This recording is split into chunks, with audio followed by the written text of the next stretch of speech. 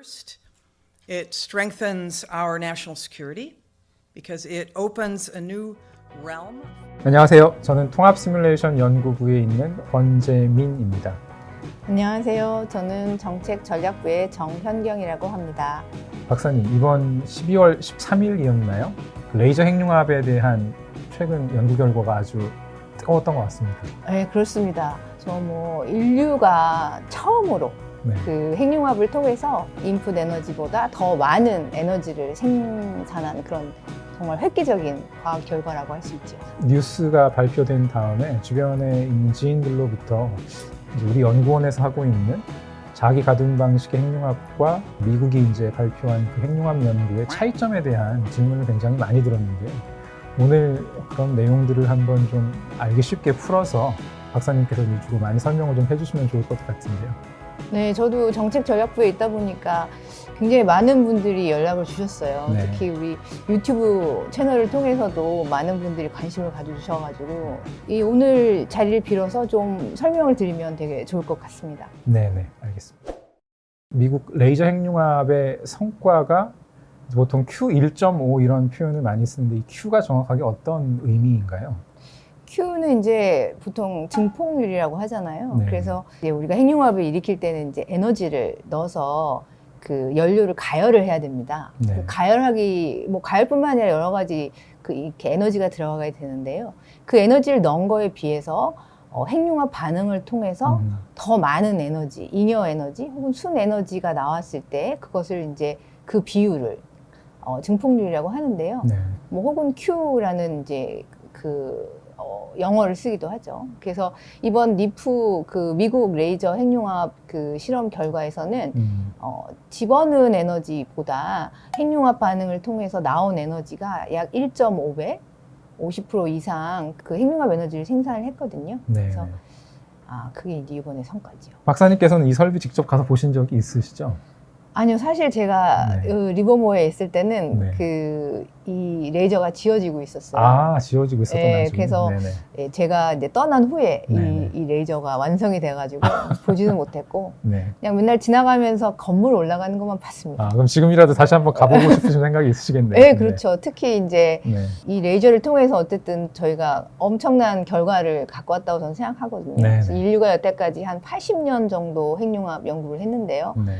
80년 연구한 중에 최초로 어쨌든 넣은 에너지보다 나온 에너지가 많기 때문에 앞으로 핵융합을 이용해서 저희가 에너지원으로서 핵융합을 쓸 수 있다는 어떤 그런 첫 단계 이런 거를 보여준 이게 정말 큰 어마어마한 사건이었다고 생각하고 역사를 썼다고 생각하죠. 네, 정말 축하하고 싶습니다. 네네, 알겠습니다. 1.5라는 이제 굉장히 획기적인 성과를 낸 이 NIF, National Ignition Facility라고 이렇게 이제 보통 부르는데요. 이 설비에 대해서 조금 자세하게 한번 소개를 해주시면 좋을 것 같아요. 보통 저희는 NIF라고 부르는데요. NIF 혹은 이 레이저 시설 건물 자체 굉장히 큽니다. 이게 미식축구장의 약 3배 규모고요. 한 10층 정도로 굉장히 높은 그런 건물로 되어 있고 그 안에는 그 레이저 빔이 들어있어요. 레이저 빔이 한 192개의 빔이 쫙 있어서 그 레이저 빔들이 315 나노미터라고 하는 EUV라고 부르는 그런 파장의 레이저 빔을 내는데요. 굉장히 작은 타겟이라고 하는 핵융합을 일으키는 연료가 들어있는 조사가 되거든요. 그러면 이제 조사가 돼서 거기서 핵융합 반응을 일으키는 그런 방식인데요. 이 레이저의 또 특징은 뭐냐면 굉장히 짧은 레이저예요. 그래서 레이저의 그 펄스 시간이 한 10의 마이너스 9초 정도 수준이거든요. 그러니까 레이저 펄스의 지속 시간, 그러니까 레이저를 계속해서 쏘는 게 아니라 굉장히 짧은 시간에 집중해서 쏜다는 그런 의미인 거네요. 예, 우리 토카막 같은 경우는 지금 저희 K스타가 1억도 30초를 했고 사실 1억도가 아닌 온도에서는 그거보다 훨씬 100초 핵융합까지도 저희가 그렇죠. 하잖아요. 그래서 예. 자기장을 이용한 핵융합 같은 경우는 이렇게 길게 핵융합을 일으키는 그런 방식인데 비해서 네. 이 레이저 핵융합 같은 경우는 굉장히 짧은 시간, 10의 네. 마이너스 9초 정도의 짧은 시간에 네. 아주 폭발적인 많은 에너지를 넣어서 핵융합을 일으키는 음. 그런 방식으로 되어 있습니다. 그러니까 이제 아주 짧은 시간 동안 단시간에 짧게 핵융합 반응을 일으키는 그런 차이가 있다고 좀 보면 될 것 예. 같으네요. 전체적인 건물을 보면은 규모가 어마어마한 것 같은데 특히 이제 레이저 설비를 보면 굉장히 이렇게 많은 공간을 필요로 하는 것 같은데 조금 더 자세하게 어떤 설비들이 들어가 있고 또 어느 정도 규모의 실험이 실제로 진행되고 있는지 설명해 줄 수 있을까요? 이게 굉장히 오래 지었어요. 사실 제가 처음에 그 니프 갔을 때 이제 짓기 시작했는데 네. 사실은 97년부터 짓기 시작했거든요. 근데 이게 원래는 더 빨리 됐었어야 되는 건데 사실은 좀 늘어져가지고 12년 걸려가지고 그렇죠. 큰 설비들을 만드는 예, 거니까. 큰 설비들은 보통 이렇게 몇 네. 년씩 뭐 5, 6년씩 더 늦어지는데 이 경우 거의 7년 늦었다고 하더라고요. 네, 네. 그래서 이제 2009년에 이제 완공이 됐고요. 네. 그때 건설 비용도 굉장히 비싸요. 처음에는 뭐 한 1조 정도로 시작을 했었는데 네. 결국은 거의 5조에 가까운 4조 좀 넘는 거의 4배 돈이 들었다고 합니다. 건설 비용만 하더라도. K스타가 한 5천억 정도가 들었으니까 거의 10배 가까운 그렇죠. 예산이 거의 들어간 10배 거네요. 되죠. 예. 아, 그러니까 그렇군요. 처음에는 네. 이제 한 1조면 되겠다 했는데 이게 한 번도 만들어 본 적이 없는 레이저다 그렇죠. 보니까요. 10kJ 정도 되려고 그러면 거의 크리스탈 같은 거 거의 1m짜리 반경의 그런 상상이 잘 안 예, 돼요. 싱글 크리스탈이 없는 상태에서 이거를 계획을 했기 때문에 네. 그 회사도 만들었어야 되고 하여튼 굉장히 그 우여곡절 끝에 이제 잘 완성이 돼서 네. 당시 목표였던 1.8메가 줄이 네. 제가 알기로는 이제 다 이제 완성이 됐었던 걸로 이제 알고 있습니다. 네. 시설이 워낙 그 비싸고 네. 또 뿐만 아니라 운영하는 아, 운영 굉장히 비용도 좀 만만치 어마어마하게 않겠네요. 듭니다. 예, 네. 거의 1년에 거의 한 6천억 정도가 6천억 든다고 정도. 하니까 네. 그냥 웬만한 나라에서 쉽게 시작할 수 있는 연구는 아닌 것 같습니다. 그러니까 예. 건설 예산 그다음에 매년 운영되는데 필요한 예산 이제 숫자 말씀 주신 거 들어보니까 한편으로 부럽기도 하지만 또 다른 한편으로는 그런 규모를 운영한다는 게 어떤 건지 의미가 사실 쉽게 와닿지는 않는 것 같습니다. 네, 그렇습니다. 네. 그래서 그럼에도 불구하고 원래는 이제 2012년에 네. 이그니션을 성공할 줄 알았어요. 사람들이. 네, 네. 왜 그러냐면은 레이저가 이미 다 만들어져 있는 상황이었고 그리고 이제 타겟 사람들이 굉장히 그 자신만만하게 생각을 하고 있었거든요. 네. 당시에. 그래서 이쪽 그 관성 핵융합 특히 레이저 핵융합 쪽으로 전 세계적으로 약간 붐이 잠깐 그렇죠. 일었었습니다. 저도 그 기억이 당시에. 나요. 예, 예, 그쵸. 예, 2011년, 10년 당시에 그렇죠. 네. 엄청난 하이브가 있었거든요. 예. 그래서 이제 될 줄 알았는데 2012년에 막상 레이저로 타겟을 쏴보니 핵융합이 하나도 일어나지 않은 네. 거죠. 예. 그래서 2014년까지 계속 노력을 하다가 결국은 실패다 이런 이제 평가를 받았었죠. 네. 그럼에도 불구하고 미국에서는 왜 실패했는지 알아봐라 이래가지고 2014년부터 그때부터 이제 핵융합 반응이 일어나기 시작했어요. 그래서 뭐 14년, 18년 이렇게 해서 작년에 네. 작년에 1.3메가줄이었나요? 그래서 그 증폭률 0.7 정도를 0.7 정도? 예, 네. 했죠. 그래서 그게 또 엄청난 그 화제를 일으켰었는데 네. 1년 반 정도 좀 안 됐네요. 12월이니까 그런 것 같아요. 엄청난 결과를 내게 됐죠. 아무도 가보지 않은 연구를 할 때에는 네. 연기가 되는 경우도 엄청 많고 네. 많이 힘듭니다. 그럼에도 불구하고 지원을 계속 해주시면 언젠가는 보여드리는 거에 좋은 예가 아니었을까. 저도 그렇게 생각합니다. 네, 그런 것 같습니다. 이제 핵융합 반응에 대한 가장 기본적인 것들을 한번 짚어보고 나서 이제 우리가 하고 있는 연구와 이쪽 그 미국에서 한 연구의 차이를 좀 더 자세히 알아보면 좋을 것 같은데요. 제가 이제 한번 그 리마인드하는 차원에서 핵융합의 기본 원리를 좀 되새겨 보면 핵융합이라고 하는 거는 이 수소 원자의 그 원자핵을 이렇게 이제 딱 붙였을 때 나타나는 질량 결손, 요걸 이제 사용을 하는 건데 같은 플러스 차지를 가지고 있는 원자핵을 붙이기 위해서 이제 둘 사이의 쿨롬 반발력을 이길 만한 높은 에너지 또는 높은 열을 플라즈마에 가해주는 게 이제 핵심인 것 같고. 그렇습니다. 예, 그런 다음에 얘들을 이제 잘 가둬놓는 게 그렇죠. 흩어지지 않게 잘 가둬야 가둬놓는. 됩니다. 기본적으로. 예, 예. 태양에서는 이걸 이제 중력을 이용을 해서 스스로가 이제 가두는 이런 원리가 작용이 되고, 우리 이제 K-스타와 같은 자기핵융합 장치는 자기장을 이용해서 이제 얘들을 잘 가둬놓는 그런 거잖아요. 핵심은 핵융합 반응이 일어나면서 이 자체적으로 만들어지는 이 에너지가 너무 빨리 밖으로 도망가지 않도록 충분한 감금 시간을 유지를 하면서 그렇게 가둬놓는 것. 그래서 이제 그런 가둠의 시간을 우리가 이제 보통 에너지 감금 시간이라고 이야기를 하는데, 이 감금 시간과 안에 유지하고 있는 우리 이제 온도와 압력이 일정 조건을 만족하도록 우리가 이제 잘 가둬야 하는 그런 걸로 이해를 하고 있거든요. 그 조건을 우리가 이제 보통 로슨 크라이테리언이라고 이렇게 부르고, 부등식 형태로 표현된 이 크라이테리언을 넘도록 잘 가두는 게 우리의 이제 핵심 목표가 되는 그런 셈인 거죠. 자기 감금 방식과 이제 이렇게 이제 대비했을 때 이번에 이제 발표한 레이저를 이용한 관성핵융합은 이 가두는 방법이 조금 다른 걸로 알고 있는데, 그렇죠. 그 부분에 대해서 조금 자세하게 알아보면 좋을 것 같습니다. 네, 그 관성핵융합하고 우리가 하고 있는 자기핵융합의 차이를 좀 본격적으로 알아봐야 할 텐데요. 네. 일단 좀 전에 말씀해주신 그 로슨 크라이테리아, 뭐 로슨 점화 조건이라고 하는데, 네. 그게 보통은 밀도와 온도와 그다음에 이제 감금 시간, 혹은 가둠 시간이라고 하는 이렇게 세 가지의 물리량을 가지고 조건이 그렇죠. 이제 생기죠. 그렇죠. 예. 네. 근데 이제 그 온도는 거의 비슷해요. 관성핵융합이나 자기장이나 얼추 1억도에서 좀 뭐 넉도 정도인데요. 밀도와 가둠 시간이 굉장히 차이가 많이 나죠. 그렇죠. 그러니까 그 밀도와 가둠 시간으로 어떻게 보면 두 개의 방식이 차이가 안 나는 나는 거군요. 거죠. 네. 그렇죠. 그러니까 아까 말씀드렸듯이 그 레이저 핵융합에서는 가둠 시간이 그 뭐 10의 마이너스 9초보다 훨씬 짧아요, 사실은. 네. 대신 밀도가 훨씬 높죠. 그 고체보다 훨씬 높아요. 네. 거의 1000배 이상 높은 걸로 알고 있습니다. 음. 반면에 자기장은 길게 끌 수 있는 그 시간 자체가 이제 보통 10초 정도를 얘기하고 있고요. 네. 대신 밀도는 훨씬 낮아요. 그렇죠. 밀도는 저희가 뭐 고진공 뭐 이렇게 얘기하죠. 거의 진공 상태에 가끔 희박한 그런 네, 상태로 거의 진행하니까. 공기의 밀도의 거의 100만 배 정도 낮다고 볼 수 있고, 반면에 이 관성핵융합은 혹은 레이저 핵융합은 공기보다 약 100만 배 정도 높게 밀도가 된다. 이렇게 아시면 될 것 같습니다. 방식을 이제 보면요, 관성핵융합 같은 경우는 이제 엔진이랑 비교를 많이 합니다. 엔진하고요? 예. 그러니까 토카막은 뭐 365일 24시간 이렇게 계속 이렇게 돌리는 거를 기본으로 하는 그렇죠. 반면에 관성핵융합은 이렇게 탁탁탁탁 이렇게 터트리는 그런 방식이라고 볼 수 있거든요.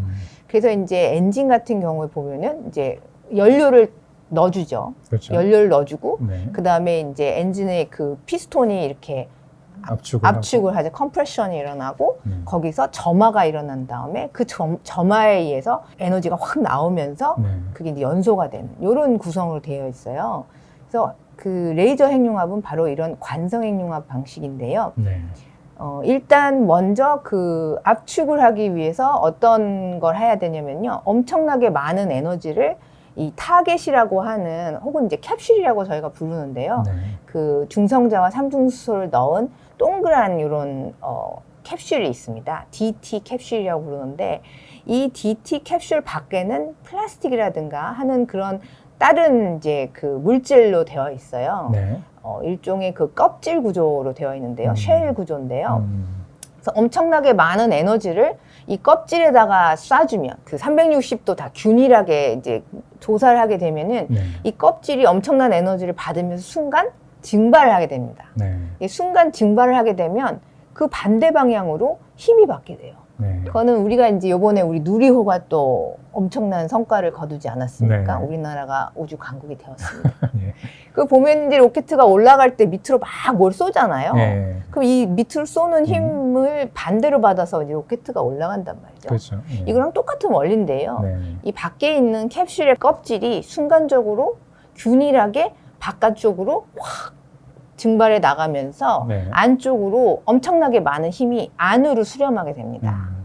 그래서 이제 영어로는 보통 익스플로전이란 말이 있잖아요. 폭발이 밖으로 가는 게. 네. 근데 이거는 안으로 폭발적이라고 해서 임플로전이라고 부릅니다. 예. 그래서 안으로 이제 꾸겨지는 이런 힘으로 360도로 균일하게 이렇게 압축을 시키는 거죠. 네. 그래서 이따만 했던 캡슐이 요따만해지는 거죠. 네. 연력학적으로 이런 압축이 일어나면 온도가 같이 올라갑니다. 네. 그래서 온도도 올라가고 밀도도 올라가죠. 그렇죠. 그러면서 이 캡슐의 중앙 부분에 어떤 핫스팟이라고 부르는 한 부분에서 이 모든 힘과 밀도가 모이는 부분이 있습니다. 네. 근데 거기 이제 핫스팟인데 그 핫스팟에서 이력도가 훨씬 넘는 플라즈마가 만들어지게 되죠. 네. 거기서 이제 그러면- 핵융합 조건이 딱 만들어지는 그쵸. 거예요. 아까 말씀드렸던 로슨 점화 조건이 딱 되는 순간 네. 거기서 이제 점화가 일어나요. 네. 점화가 일어나면 많은 핵융합 반응이 일어나고 핵융합 반응이 일어나면 거기서 이제 우리 같은 경우는 이제 중수소와 삼중수소를 이제 핵 반응을 시키면은 알파 파티클, 헬륨이 나오죠. 네. 그럼 그 알파 입자가 밖으로 나가면서 정확히 말하면 안에는 좀 굉장히 높은 온도지만 살짝 밀도가 낮은 핫스팟이 있고요. 그거보단 상대적으로 온도가 낮은, 이력도보다는 낮고. 낮지만 한 1000만 도 정도 되는 하지만 훨씬 더 밀도가 밀도는 높은 높은, 네. 그런 이제 그 콜드 덴스 그 부분이 있습니다. 네. 중심부의 핫스팟에서 만들어졌던 알파 입자가 나가면서 이 콜드 덴스 부분에 가서 네. 이제 핵융합을 일으킬 수 있도록 온도를 올려주게 되죠. 네. 그럼 이 주변에 있는 DT 그 연료가 네. 이제 온도가 올라가면서 거기서 또 핵융합이 일어납니다. 네. 그러면 또 거기서 나온 알파 그 입자가 또 주변을 계속해서 이게 가열, 핵융합 이렇게 하면은 이게 연소라고 부르는데요. 네. 그래서 이그니션 점화가 한번 일어나면 그 점화에 의해서 불이 붙고 네. 핵융합 불이죠. 핵융합 불이 붙으면 이게 연료 전체를 다 태우면 이게 네. 이제 연소 반응. 이렇게 해서 다 태우면 이제 끝나게 되겠죠. 근데 이제 이번에 한 1.5 정도 나왔잖아요. 그러니까 네. 보니까 연료를 다 태운 건 아니고 네. 몇 % 정도 태운 것 같아요. 네. 그래서 앞으로 니프가 가야 되는 길은 이제 이걸 다 태우는 버닝의 단계가 남아있는 거죠. 연소 단계가 남아있어서 어떻게 보면 아직까지는 뭐 미완의 완성이라고 볼 수도 있겠습니다. 이 네. 관성 핵융합 방식이 전부 다 끝까지, 처음부터 끝까지 다 완성되려면 이제 마지막 단계인 연소 단계가 남아있다고 볼 수 있겠습니다. 네. 그리고 이제 레이저 핵융합 방식에는 이제 캡슐의 레이저를 조사하는 방식에 따라서 뭐 여러 가지 방식이 있을 수 있습니다. 그래서 네. 제가 말씀드린 것처럼 이렇게 지금 캡슐에 엄청나게 많은 에너지를 넣어야 되는데요. 이거를 이제 레이저로 직접 넣는 경우는 직접 점화, 뭐 다이렉트 드라이브라는 그런 방식이 되겠고요. 네. 사실 니프에서 한 방식은 다이렉트 드라이브는 아니었어요. 네. 인다이렉트 드라이브, 그러니까 간접 점화였고요. 네. 간접 점화를 한 이유는 뭐냐면은 이 레이저로 192개를 아무리 쏴도 이게 균일하게 하기는 사실 쉽지는 않거든요.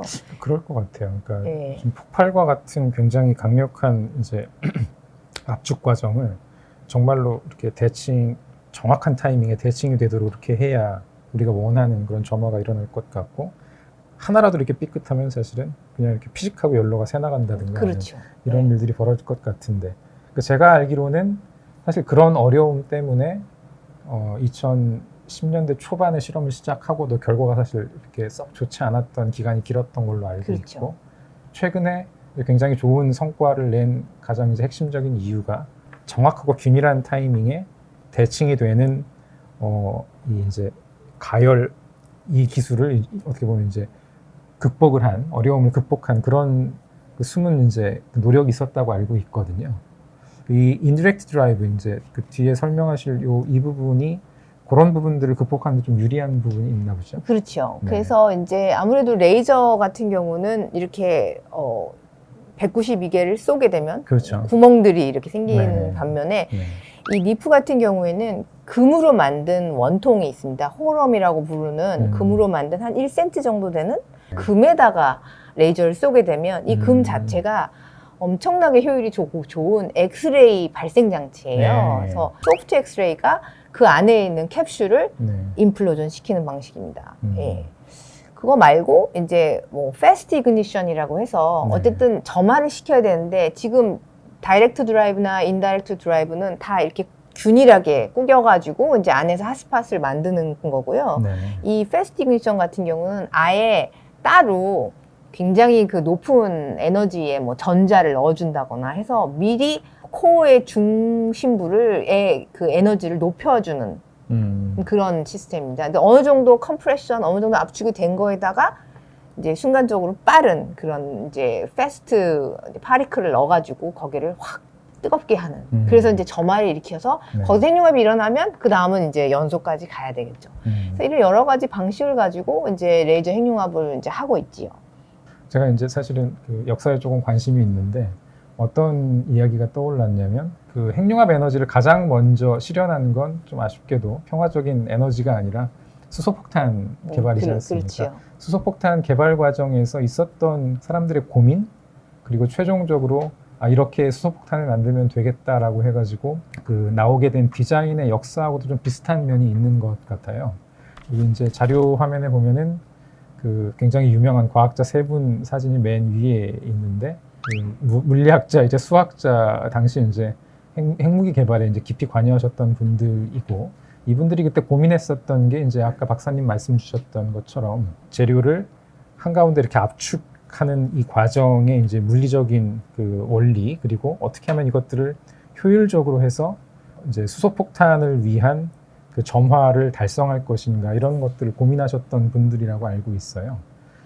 맨 처음에 이제 시도했던 방식들이 있었었고 근데 이제 그런 것들이 잘 되지 않았지만 최종적으로 이제 그 핵무기에 사용이 되는 텔러 올람 디자인이라고 하는 이 디자인을 만드신 과학자분 이름을 땄는데 그분들이 수소폭탄을 만드는 데 필요한 물리적 과정들을 고민을 하면서 박사님이 아까 말씀 주셨던 그 엑스레이를 사용한 그 인디렉트 드라이브와 같은 원리를 여기 적용했던 걸로 제가 이해하고 있거든요. 그 부분도 조금 설명 더 해주실 수 있을까요? 과학자들이 결국은 이렇게 파괴적인 무기 개발을 하게 된 상황이 된 거에 대해서는 진짜 안타까운 그런 상황입니다. 원자력 같은 경우도 그 원자폭탄을 그렇죠. 보고 그거를 이제 평화적 나왔죠. 이용을 하기 위해서 네. 그러니까 사실 원자폭탄 같은 경우는 농축 우라늄을 거의 99% 써가지고 이제 네. 터트리는 경우인 거고요.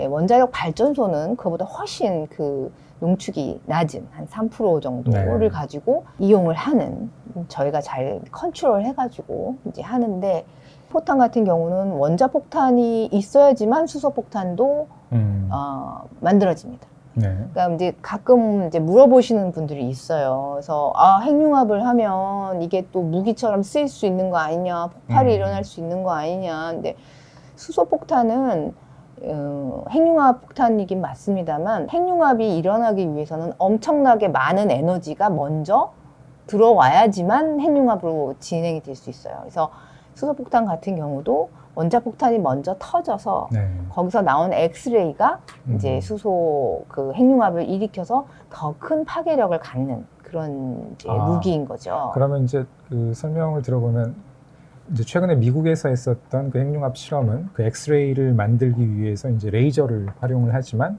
수소폭탄의 경우는 원자폭탄을 터뜨려서 필요한 엑스레이를 만든다. 이런 차이가 있다. 그런 차이가 있는 거죠. 그런데 그렇게 이제 만들어진 엑스레이로 핵융합을 일으키는 이 과정 자체는 굉장히 유사한. 그렇죠. 그렇게 이제 보면 되는 거기에 거네요. 들어가는 뭐 데이터들도 거의 비슷하고요. 그 계산하는 이런 방식이라든가 이런 것들이 거의 뭐 비슷합니다. 네. 니프 레이저 이 연구에 투자하는 기관은 이제 미국에서 NNSA라고 하는 네. 그 내셔널 뉴클리어 세이프티 시큐리티인가요? 시큐리티 Security. 어드미니스트레이션인데요. 그러니까 그 핵무기들이 있는데 이 핵무기들이 이제 잘 관리가 되어야 되지 않습니까?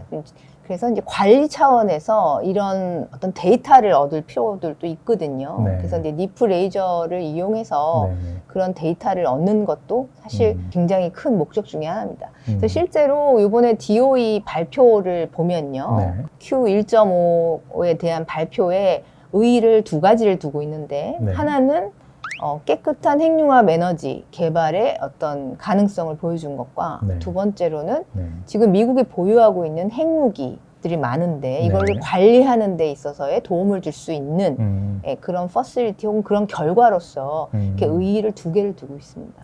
그러니까 이번 그 레이저 핵융합 실험은 어떻게 보면 또 양면성이 있는 그런 측면이 있는 거군요. 그렇죠. 네. 레이저 핵융합은 아무래도 그 출발점 자체가 네. 어떤 그런 수소폭탄과의 접점이 있기 때문에 어떤 연결고리가 있기도 합니다. 이제 핵융합 연구를 지금 이제 굉장히 레이저를 이용해서 작은 스케일로 하고 있지만 슈퍼컴퓨팅을 이용해서 하지 않습니까? 그렇죠. 예. 네. 슈퍼컴퓨터가 이 미국에서 굉장히 발전되고 있는데요. 사실 네. 우리나라는 우리 권재민 박사님께서 우리 연구소에서는 또 슈퍼컴퓨터를 하고 계시지 않습니까? 예. 네. 핵융합 연구는 정말 슈퍼컴퓨팅 개발과 연결고리가 굉장히 강한데 그 연결고리가 강한 것 중에 하나가 또 이 레이저 핵융합입니다. 그래서 그런 측면도 있네요. 그렇죠. 네. 그러니까 레이저 아까 말씀드린 대로 네. 슈퍼컴퓨터를 이용해가지고 핵무기가 어떤 식으로 될 것이다라는 이제 그런 계산이 가능한 거죠. 네. 네. 그 이제 컴퓨터 말씀을 주셔서 잠깐 또 생각이 나는 것이 2차 세계대전 당시에 갑자기 그렇게 이제 관심을 받으면서 발전을 할 수 있었던 그 근본적인 이유는 전쟁에서 이기기 위한 그런 목적이 굉장히 컸던 걸로 알고 있고요. 수소폭탄이나 또는 적국의 암호 해독을 위해서 그 컴퓨터의 능력을 키워야 된다라는 그런 모티브가 굉장히 강했기 때문에 굉장히 많은 투자가 이루어졌고 또 거기에 많은 재능 있는 사람들이 달라붙어서 연구를 했던 게 지금 컴퓨터 발전의 출발점이었다는 게 좀 사실 좀 아이러니컬하고 좀 약간 씁쓸한 면도 있는 것 같습니다. 근데 이제 지금 말씀 주셨던 걸 들어보니까 이제 그런 레이저 핵융합 설비에서 수행된 실험 그리고 이제 거기서 얻어진 데이터들을 컴퓨터를 이용을 해서 잘 분석을 하고 시뮬레이션 할 수 있는 기능을 키우면 당연히 이제 평화로운 핵융합 반응을 이제 더 잘할 수 있는 그런 연구의 방향이기도 하지만 또 다른 한 측면에서는 핵무기 개발을 하는 데 있어서 필요한 여러 가지 설계라든가 예측 능력으로 또 이어지는 그런 측면도 있는 것 같으네요. 네. 그런데 이제 이번에 그 미국에서 발표한 레이저 핵융합 그 결과가 이제 매우 획기적이고 그 핵융합 에너지 개발에 중대한 이정표라는 데는 뭐 이견이 없을 것 같은데 그 발표 내용에 보면은 또 그럼에도 불구하고 상용화를 위해서는 아직 많은 기술적인 난제가 있다. 더 많은 그 연구 노력이 필요하다. 이제 이런 부분이 있는데 그 레이저 핵융합의 기술적 난제를 좀 설명해 주시면 좋을 것 같습니다.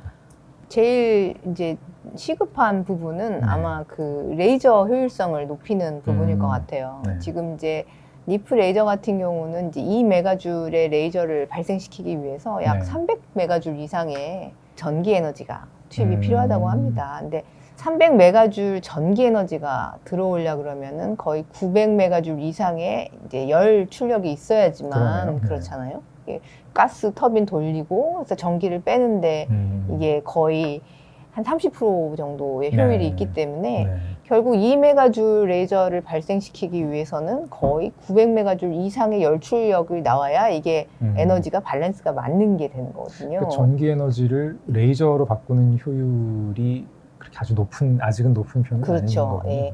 근데 엄청나게 이게 큰 레이저고 또 네. 지금 만드는데 굉장히 네. 오래 걸렸고 네. 그렇기 때문에 이제 네. 효율이 지금 굉장히 낮은데 네. 이제 앞으로 더 레이저에 대한 이제 그 연구 투자와 개발이 연구가 있어야 있으면 이제 음. 효율성이 높아질 것 같고요. 네. 그 다음에 이제 니프가 워낙 그 에너지가 많다 보니까 엄청 뜨겁죠. 네. 그 광학의 부품들이 다 뜨거워지기 때문에 네. 일주일에 한 10번 정도밖에 실험을 못 한다고 해요. 네. 근데 사실은 이것이 정말 어떤 에너지원으로 쓰이려고 그러면 아까 그 엔진에서 탁탁탁탁 튀듯이 이렇게 네. 1초에 한 10번 이상은 이렇게 레이저 샷이 돼가지고 그게 에너지가 나와줘야 네. 상용화가 되지 않겠느냐 음. 이런 말이 있습니다. 레이저의 효율성도 중요하고 또 네. 레이저 샷이 이만큼 빨라질 수 있게끔 네. 그 외에 많은 부분이 이제 필요하다고 하겠고요. 그 레이저 핵융합의 또 다른 주인공은 레이저만 있는 게 아니라 네. 이 타겟도 주인공이거든요. 음. 사실 2012년에 이미 1.8메가줄을 레이저를 넣었음에도 불구하고 핵융합이 거의 일어나지 않았던 것은 네. 이 타겟의 이 생산 연구 이런 것들이 굉장히 난제였기 때문입니다. 그래서 네. 타겟 자체도 굉장히 만드는데 비싸고 음. 오래 걸립니다. 제가 알기로는 거의 뭐 몇 달씩 걸린다고 알고 있거든요. 저도 그렇게 들었던 네네. 것 같아요. 근데 이제 저희 토카막 같은 경우는 그냥 넣어주잖아요. 그렇죠. 예, 가스 타입이니까 네. 넣어주는데 네. 특히 이 겉에의 이 그 서피스가 조금의 흠이 있어도 안 돼요. 조금이라도 흠이 있으면 글로 그냥 다 빠져나가기 때문에 그렇게 흠 없는 이런 캡슐을 얼마만큼 많이 만들어낼 수 있는가. 그래서 이런 타겟에 대한 이제 그런 연구도 굉장히 앞으로 많이 필요한 상황이다 이렇게 말씀드리겠습니다. 타겟이 사실 이제 디자인은 우리가 이상적으로 할 수 있어도 막상 그것들을 제조하는 과정에 다양한 이제 변수들이 있기 때문에 그렇죠. 제조 공정의 또 어떻게 보면은 기술적인 완성도도 아직은 거기까지 가지는 못하는 그렇죠. 그런 부분이 예. 있는 것 같아요. 이게 1초에 10번을 타겟을 떨어뜨려 줘야 되기 때문에 네. 예, 이게 엄청나게 많은 타겟이 필요할 테니까요. 그래서 대량 생산이 해야 되는 그런 것도 네. 필요하기 때문에 기술적인 난제가 꽤 많습니다. 네. 그래서 이번 DOE 발표에도 굉장히 획기적이고 훌륭한 과학적인 성과이긴 하지만 그러네요. 우리가 핵융합 에너지 개발을 하기 위해서는 아직도 수십 년의 어떤 연구와 그 이렇게 투자가 필요하다 이런 이제 결론적인 이야기를 해주기도 했죠. 네. 그 발표의 과학적 성과라는 부분에 대한 의미와 그 성과를 바탕으로 실제 에너지가 실증되기까지는 더 한 10여 년 이상의 연구 개발이 필요하다는 그 의미는 이제 그런 기술적인 난제를 해결하는 데 필요한 그렇죠. 시간과 노력이 아직 그만큼이다. 그렇죠. 그런 의미로 이해하면 되겠네요. 네. 미국에서 발표한 그 연구 결과 이제 과학적인 내용들 또 기술적인 내용들을 좀 자세하게 한번 살펴봤는데요. 레이저를 이용한 관성 핵융합 그리고 우리 이제 자기장을 이용한 자기 핵융합, 우리 토카막을 이용한 핵융합 연구 공통적으로 어쨌든 아까 말씀 주셨던 점화 조건 달성 이제 이런 것들을 이제 이루기 위해서 연료 그리고 이 연료의 그 가열 이런 가열 상태의 지속 여러 가지 핵심되는 부분들이 있는 것 같아요. 이걸 좀 요약해서 정리를 해보면 어떻게 해야 될까요? 우리가 하고 있는 자기 그 핵융합을 예를 들자면요. 일단 연료를 모아야 되겠죠. 그렇죠. 그래서 우리 K스타는 이제 연료를 모아두고 가열을 하는 이제 장치인데요. 그래서 네. 1억 도 이상으로 가열을 해서 오랫동안 모아두는 기술인데 이게 모아두고 그 다음에 이제 스스로 타게 하는 그런 기술을 저희가 이제 연구를 해야 되는데 네. 이게 바로 저희 이터에서 해줄 연구인 거죠. 음. 이터에서는 증폭률 10을 지금 그 목표로 하고 있습니다. 네. 그래서 아까 레이저 핵융합 같은 경우도 버닝이 다 돼야 될 거고요. 네. 그래서 이렇게 잘 가둬서 가열해서 점화뿐만 아니라 계속 우리가 원하는 에너지가 나올 때까지 지속할 수 있는 요 기술까지가 이제 필요한 기술일 거고요. 네. 그 다음 단계가 있습니다. 우리가 상용화로 가서 정말 실제로 이제 에너지로 사용하기 전에 해야 되는 것 중에 하나가 바로 연료 생산인데요. 네. 이거는 뭐 레이저 핵융합을 하든 자기 핵융합을 하든 연료가 중수소, 삼중수소인 이상은 저희가 삼중수소를 계속해서 생산을 해야 됩니다. 네. 아시다시피 삼중수소는 반감기가 그렇죠. 12년 좀 넘거든요. 네. 그래서 12년 좀 넘으면 사라지는 이제 원소고요. 네. 자연계에 그냥 존재하지는 있는 건 아닌 않거든요. 거죠, 그렇죠? 그렇기 네. 때문에 어디서 이렇게 채취해갖고 뭐 이렇게 할 수는 없고요. 저희가 생산을 해야 됩니다. 네. 증식 블랑켓이라고 하는 어떤 그런 시스템을 통해서 리튬의 중성자를 조사해서 왜냐하면 이제 핵융합 반응이 일어나면은 아까 말씀드린 알파 파티클도 나오지만 또 중성자가 나옵니다. 근데 네. 그 중성자가 또 엄청난 에너지를 갖고 나오죠. 이 중성자가 이제 리튬과 만나서 삼중수소가 됩니다. 네. 그럼 그 삼중수소를 다시 연료로 쓰는 거죠. 네. 네. 그래서 이제 이렇게 이제 연료 공급을 하는 것이 이제 우리가 흔히 이제 핵융합 에너지를 무한 청정 에너지에서 무한에 해당하는 거죠. 그래서 무한히 우리가 계속 쓸 수 있는 네. 그런 부분이기 때문에 네. 지금 핵융합 에너지를 실현하기 위한 핵심 기술로는 물론 이터도 가야 되고 또 레이저 핵융합도 그 버닝의 단계가 있어야 되지만 연료를 공급하는 그런 기술을 앞으로 연구를 해서 그렇게 다 합쳐져야 저희가 이제 생활 에너지로 사용할 수 있을 것 같습니다. 그 삼중수소 증식은 우리 이제 자기장을 이용한 핵융합 또 레이저를 이용한 관성 핵융합 양쪽 다 공통적으로 해당이 되는 그런 부분이겠네요. 네, 그렇죠. 예. 예, 박사님 설명을 들으니까 이제 그 레이저 핵융합의 원리 그리고 이번 그 발표된 그 브레이크스루라고 하는 결과의 의미를 알 것 같아요. 제가 이제 그 자기장을 이용한 자기 핵융합을 연구하는 사람으로서 전체 큰 핵융합 프로그램의 이제 관점에서 봤을 때 레이저 핵융합이 이제 어떤 부분에서 이번에 성과를 냈고 또 남아있는 과제가 무엇인지 그런 것들이 좀 정리가 된 것 같은데 한번 종합해서 생각을 해보면 결국은 우리가 이제 운영하고 있는 K스타라고 하는 초고온 플라즈마 생성과 제어, 그리고 이제 이 기술을 바탕으로 다음번 우리가 이제 운영하게 될 이터 국제핵융합 실험로에서 이제 이런 기술을 바탕으로 이제 플라즈마 성능을 더 높이고 오랜 지속 시간을 유지를 하면서 최종적으로 이제 자기핵융합에서는 아까 말씀드렸던 이제 에너지 증폭률 Q를 10을 이제 목표로 하고 있고, 또 레이저 핵융합이 그 짧은 펄스를 이용한 펄스 기간 동안만 이제 핵융합이 일어났다 이제 꺼지고 하는 이런 반복적인 이런 방식이 아니라 지속적으로 이제 계속해서 핵융합 반응이 일어나는 이런 상태를 목표로 하는 거지 않습니까? 이런 차이점이 있다는 것도 좀 분명하게 이해가 된 것 같고요. 에너지 발전 방식에서는 이 두 개가 분명하게 어떤 기술적인 공통점도 있고 또 차이는 있지만, 우리가 추구하고 있는 자기장을 이용한 핵융합 방식이 가지고 있는 장점, 점화가 잠깐 일어났다가 꺼지고 또 잠깐 일어났다 꺼지고 하는 이런 반복적인 방식이 아니라 얘들이 지속적으로 계속 일어나는 안정적이고 이제 장시간 반응을 목표로 하는 그런 특징이 있다는 것도 좀 더 명확해진 것 같습니다. 토카마크 같은 경우는 이제 기저 전원이라고 하죠. 네, 사실 네. 우리나라가 이제 원자력이나 뭐 이런 발전소들이 이제 기저 전력을 담당을 합니다. 네. 그래서 뭐 한 20% 정도 되든가요. 그래서 이제 위에 그 전력을 그 사용량이 계속 이렇게 왔다 갔다 할 텐데 그 네. 밑에를 담당해서 산업체한테 이제 안정적으로 공급하는 이런 기저 전력원들이 되게 필요합니다. 네.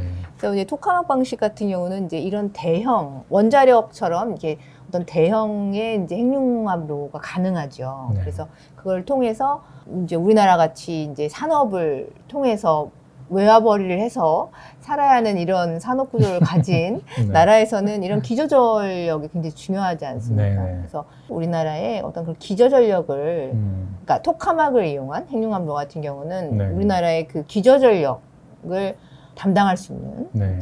예, 그런 이제 방식이라고 할 수 있겠고요. 네. 근데 레이저 같은 경우는 기저전력보다는 좀 소형 네. 예, 이런 원전 쪽이 더 가능성이 높지 않을까 이제 그런 얘기들이 있습니다. 네.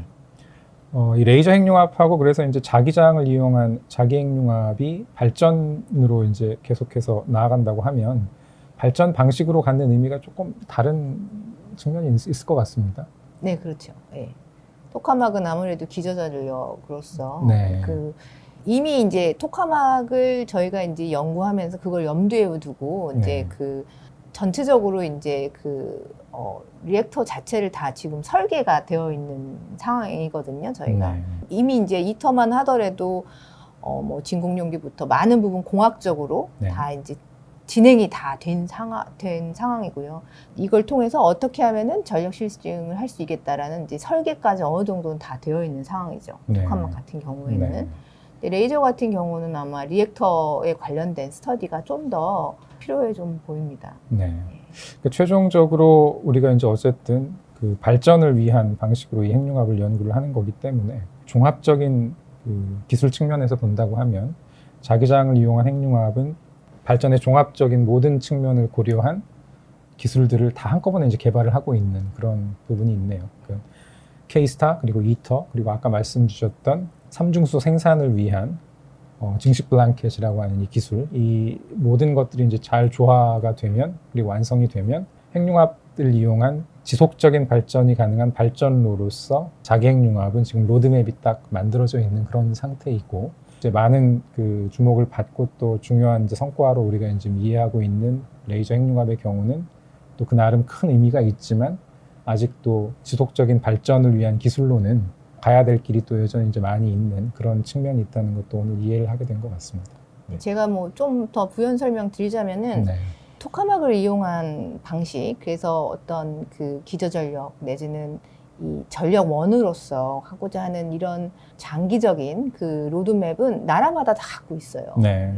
유럽 같은 경우도 이미 10여 년 전부터 이 실증로라고 부르는데요, 저희가. 전력을 실증하기 위한, 그러니까 데몬스트레이션 리액터, 그래서 뭐 데모라고 부르기도 하는데, 이런 리액터에 대한 스터디가 엄청 오래 되어 왔고, 네. 그리고 지금 이제 로드맵이 있어요. 네. 그래서 그게 이제 이터가 Q10, 그러니까 10배의 증폭률을 보여주고자 지금 계획하고 있는 30년대 후반 부터 이 실증로를 치겠다. 네. 유럽 같은 경우도 그런 플랜이 있고요. 네. 그다음에 이제 중국도 똑같이 이제 그런 플랜이 있고, 네. 일본도 있습니다. 네. 그리고 우리나라도 이제 네. 중장기 플랜이 있는 상황이고요. 네. 영국 같은 경우는 이제 2터보다는 좀 작긴 하지만 역시 그 자기장 방식으로 40년대에 발전소를 짓겠다라고 하는 이런 이제 나라들마다 이 전력 생산을 위한 핵융합, 실증로에 이게 로드맵들이 다 있습니다. 네.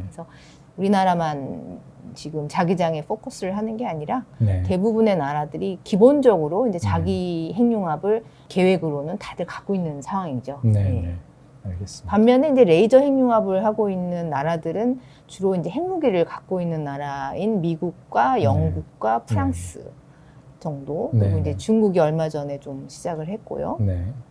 예, 근데 일본이 약간 핵무기는 없지만 과학기술 차원에서 굉장히 오랫동안 레이저 핵융합을 연구를 해왔고.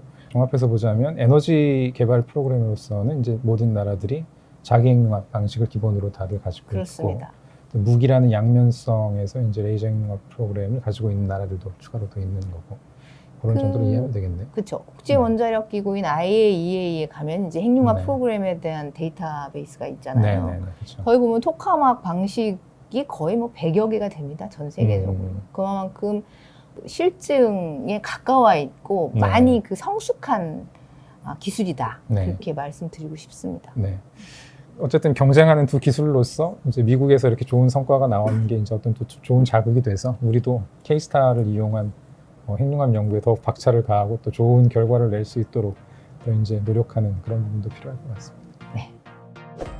예, 지금까지 레이저 핵융합에 대해서 알아봤는데요. 앞으로도 언론을 통해서 소개되는 새로운 과학 기사, 그리고 또 저희 연구원에서 내놓는 새로운 연구 결과에 대한 재미있고 유익한 정보들 저희 유튜브 채널을 통해 계속 소개해드리도록 하겠습니다. 네, 봐주셔서 감사합니다. 감사합니다.